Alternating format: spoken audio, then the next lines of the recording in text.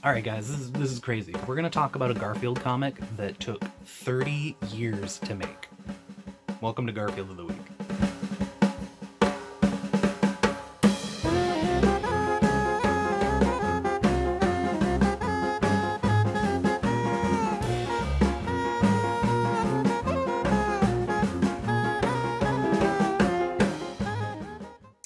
Hey everybody, welcome back to Garfield of the Week. It's that show on YouTube where I read you Garfield every dang week on Sunday, every single week, right here on YouTube, free of charge. Let's get into it. Today's Garfield, another just awesome one. I said it last week, but we've been getting blessed with some really cool Garfields. Not just in the quality of the comic itself, but in the self-referential sphere of Garfield. There's a lot of Garfield meta happening lately, and it's super cool. And it was easy to miss, although when you first look at today's comics, you realize something weird is going on. I thought there was something wrong with the printing process because, look at this. What's up with all the white spaces? So I did some research, and it turns out that each one of these panels is from a previous Garfield comic. And they're formatted this way because it's the daily format. It's not, I've talked about it before at length, but when you get these Sunday comics, the format is a little more loosey-goosey. It's not just perfect squares of each comic. And normally Garfield goes with a wider stance. Garfield goes with a wider stance on Sundays. They don't get too crazy with their formatting. You know, there's no more comics like Calvin and Hobbes where formatting is just thrown right out the window, and it gives way to art and storytelling and motion a little more than just getting a joke across, which is what modern comics kind of stick to.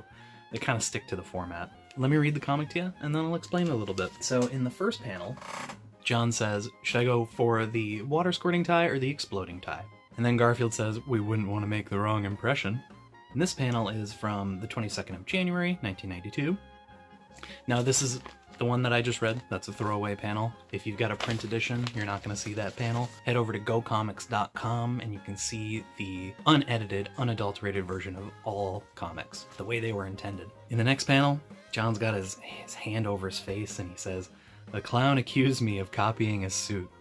And Garfield says, "How low can a clown stoop?" This panel comes from 15th of March, 1996. Next panel, John is wearing another just horrible outfit. Big green bow tie with black polka dots and a checkered sports jacket, which is pink and white checkered.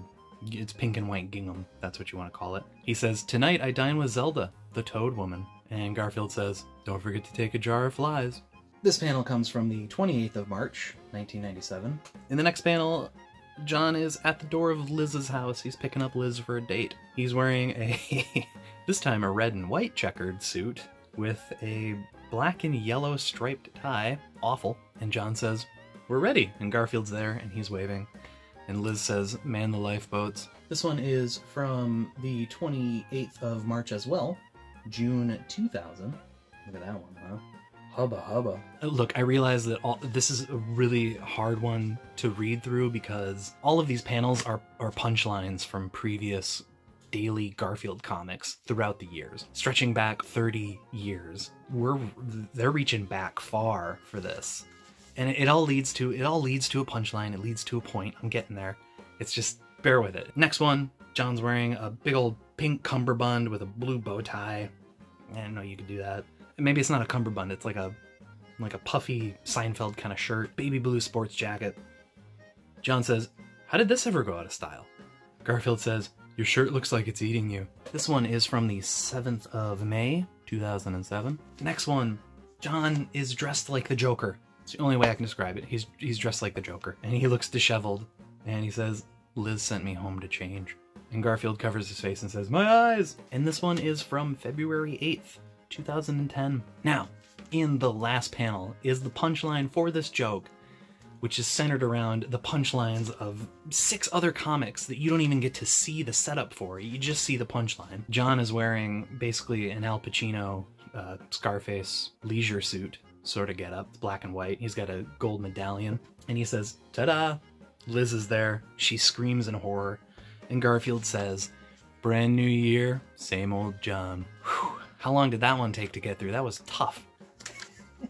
Cool, right? Every single one of these panels is a big old throwback to an older comic where John had no idea how to dress. Thus we end with the punchline. Brand new year, same old John. I love it when stuff is self-referential. Makes me really happy. I don't know why. And also just the stirring of kind of having to be a Garfield fan to know what's going on with today's comic. It's New Year's Eve. You know, I expected a more broad appeal kind of New Year's comic, and instead we got some major fan service. So hey, thanks a lot for watching Garfield of the Week today. I hope you enjoyed this week's comic. I hope you enjoyed this week's video.